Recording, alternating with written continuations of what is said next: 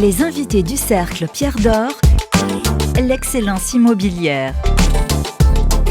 Ces professionnels construisent l'immobilier d'aujourd'hui et de demain. Rencontre avec des femmes et des hommes remarquables.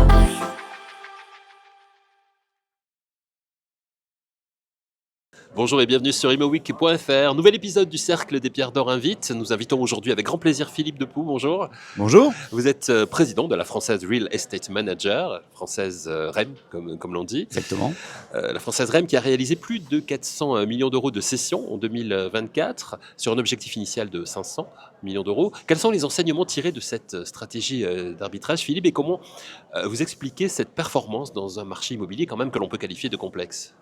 Alors déjà pour juste recadrer les chiffres, en fait on a vendu côté immobilier grand public, donc sur nos SCPI on aura vendu 480 millions. D'accord. Sur 65 lignes d'actifs, générant 140 millions de plus-value. Je vais y revenir. On a également vendu sur notre pôle dit institutionnel, parce que certains de nos clients institutionnels nous ont demandé également de procéder à des arbitrages d'immeubles, notamment en logement. Et donc en logement, on a vendu pour à peu près 200 millions d'euros d'actifs qui viennent se rajouter aux 480. D'accord. Alors ça, c'est les chiffres. Oui. Et la stratégie derrière, donc notamment côté SCPI, clairement, c'était pour dégager du cash pour alimenter la trésorerie des SCPI qui connaissent aujourd'hui des contraintes de trésorerie, étant donné qu'il y a moins de collectes, moins de dettes et je veux dire des revenus locatifs qui sont challengés. Donc l'objectif, c'était de générer du cash. Après 2024, quand on se met à vendre dans un marché qui a priori n'est pas acheteur, qu'est-ce qu'on fait? On cherche à comprendre qu'est-ce qui est vendeur. Ce qui est vendeur, c'est pas un grand immeuble à moitié vide, excentré, c'est une petite ligne d'actifs sans problème, sans histoire locative, sans un no-brainer, comme on dit en anglais, Ouais. qui fait qu'un acheteur va s'y intéresser.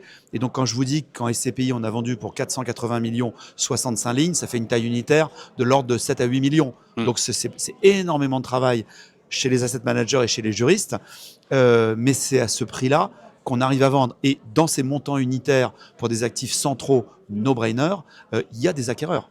Les acquéreurs, c'est les family office, c'est les fonds, des fonds un peu patrimoniaux. Voilà, un certain nombre d'acteurs. C'est pas les acteurs traditionnels. Et ces acteurs-là ont été au rendez-vous.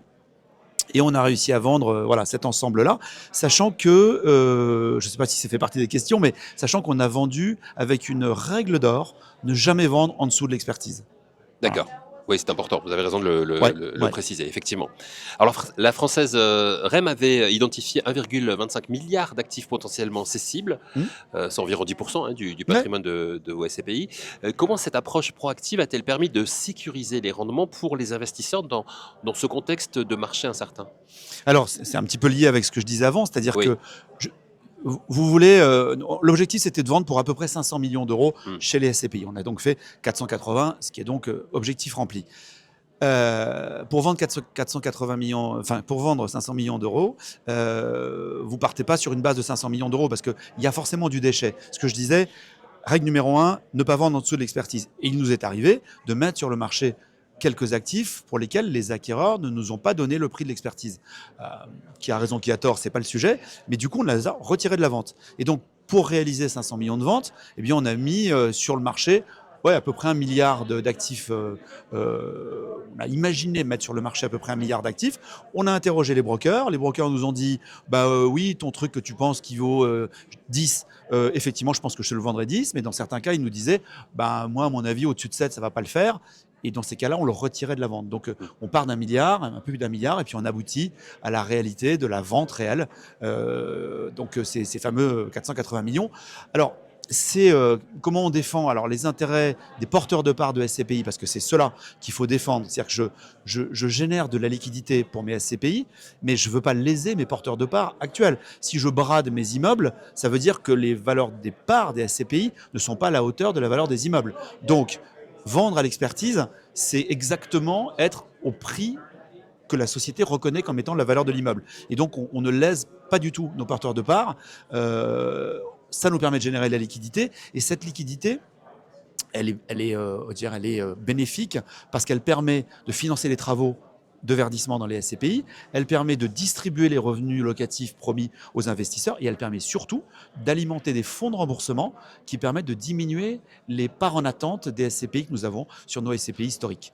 C'est une nouvelle façon de travailler, une nouvelle façon de voir les choses aujourd'hui, où on s'adapte à la situation en fait. Oui, au sens où avant la crise, les SCPI étaient des gros acheteurs et des faibles vendeurs. Dans la période, on va dire, pré-crise, on achetait pour environ 2,5 milliards d'actifs pour nos SCPI par an et on vendait pour 200 millions, 10%. Aujourd'hui, on a collecté sur 2024 environ 200 millions d'euros, 10 fois moins qu'il y a 3 ans. Et en revanche, on vend pour 500 millions. Donc le modèle a basculé. Oui. Et donc on vend plus parce qu'on a besoin de trésorerie. Mais les ventes accélérées, la rotation du patrimoine n'est pas une mauvaise chose parce qu'elle permet de rajeunir le patrimoine, elle permet de vendre les actifs dont on sait qu'ils ne généreront plus de valeur.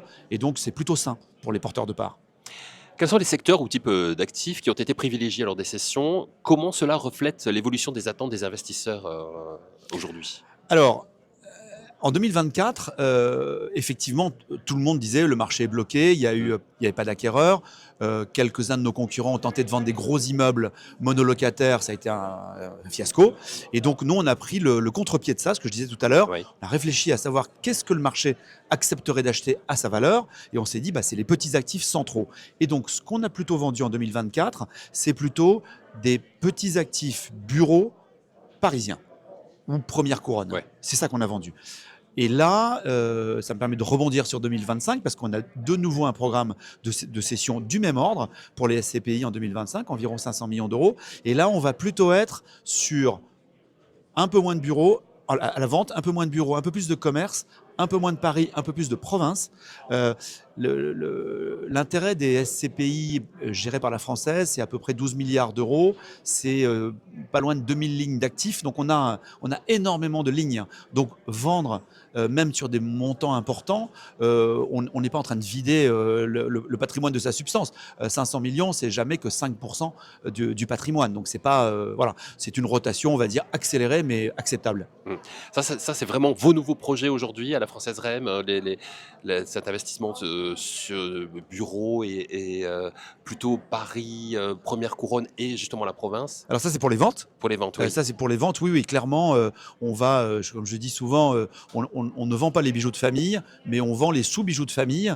Donc ces actifs sans problème qui s'achètent assez facilement. Et donc sur 2025, on va vendre plutôt un peu plus de province, un peu plus de commerce, un peu moins de bureaux et important aussi des tailles unitaires un peu plus importantes. Ouais.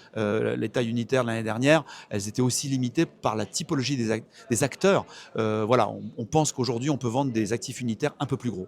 Et en termes d'acquisition alors? En termes d'acquisition, parce qu'on ne s'est pas arrêté d'acquérir, donc le monde de la SCPI historique bureau est plutôt en phase de vente et pas d'acquisition, mais nous gérons également des SCPI thématiques autour de l'immobilier de santé, autour de l'immobilier du light industrial, des locaux d'activité, et puis ce qu'on appelle on a une SCPI sur on va dire l'immobilier tertiaire des grandes métropoles françaises. Dans ces 3 domaines, ça marche bien, on collecte de l'argent, et donc nous acquérons des actifs, nous achetons des actifs, et là, l'immobilier de santé en France et en Europe, des locaux d'activité en France et en Europe, et spécifiquement pour la 3e, sur les grandes métropoles où les bassins d'emploi et les bassins de consommation se rejoignent, on achète des actifs plutôt d'immobilier d'entreprise, mais qui n'est pas forcément du bureau.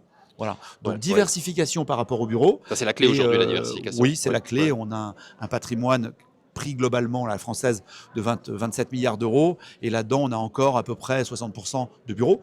Et donc, petit à petit, on diversifie également ces patrimoines-là. Voilà.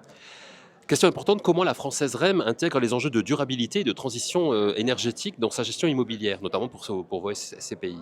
Alors, là, je pense vraiment pouvoir dire qu'on est un plutôt précurseur et on va dire premier de la classe un peu sur le sujet.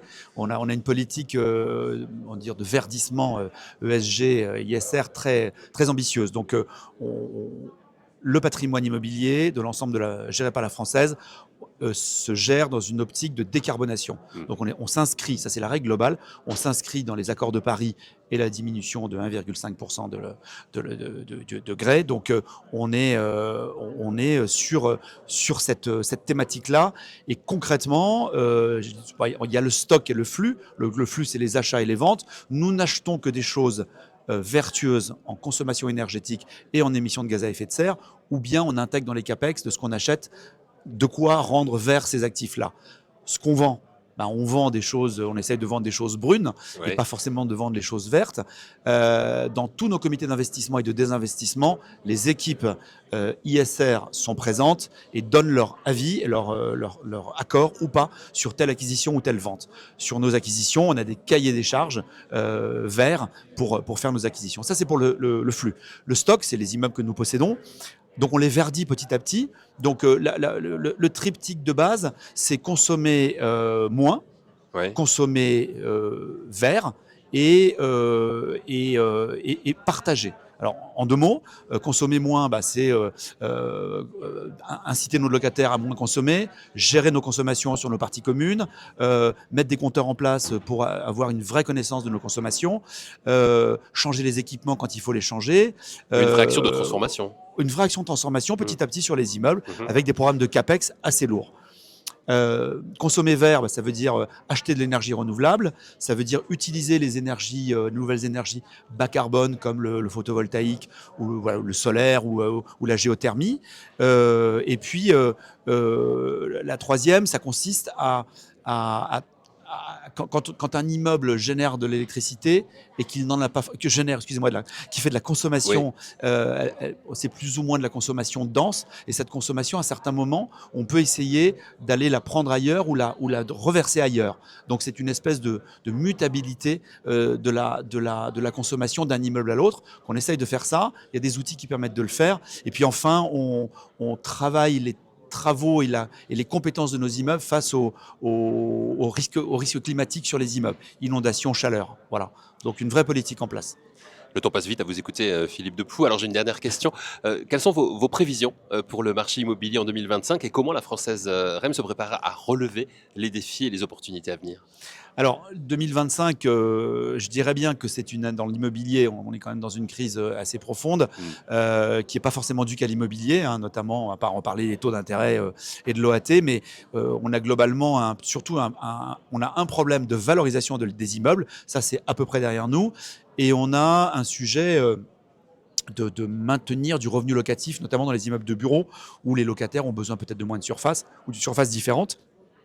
Et donc les défis, c'est 1, de garder nos locataires et de garder nos revenus locatifs, et 2, de faire l'ensemble des travaux, y compris les travaux de verdissement sur nos immeubles, nécessaires à s'inscrire dans le rebond qui ne va pas tarder d'arriver en matière de valeur et en matière locative pour prendre le nouveau train du prochain cycle immobilier qui se pointe à horizon 2025-2026, espérons-le, avec la France un peu en retard sur les autres pays européens. En tout cas, ça veut dire que vous êtes très attentif lorsque vous allez acquérir un immeuble à ce que vous allez pouvoir en faire à ce niveau-là. Comment vous allez pouvoir le transformer ? C'est un critère essentiel, j'imagine. Exactement. Il faut inscrire un immeuble dans sa contribution au futur, que ce soit son emplacement, son interactivité avec les autres immeubles, les autres parties prenantes, si je peux dire, de l'écosystème dans lequel on s'inscrit. Et oui, effectivement, on réfléchit toujours de façon prospective sur les immeubles qu'on achète ou qu'on vend.